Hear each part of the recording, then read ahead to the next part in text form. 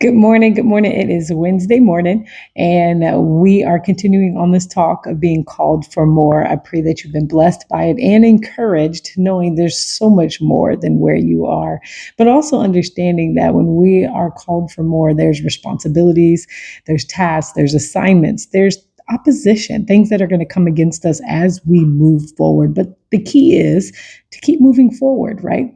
And to know that you are positioned for purpose. This is number 11, okay? Part 11, positioned for purpose.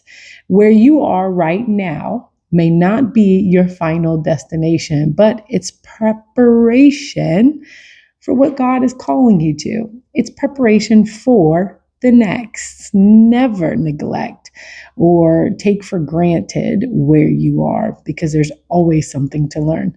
You might feel overlooked, stuck, or unsure where you are, but you're not out of position. You're being placed on purpose for purpose. It's perspective. Don't get caught in what's not going right, but get focused on what can be going right. In the Bible, there's a story about Esther, right? She wasn't just in the palace to be comfortable. She was positioned in that palace to make a difference. Sometimes God positions us in places that feel small, right? Quiet, or even sometimes can be frustrating to us because we don't see it as important, right? We neglect to see the value in where we are because we compare it to where everybody else is and what other things that are going on around us that we see, right? Comparison is such a distraction. But because he's preparing us, right, for a greater impact, don't despise the season you're in.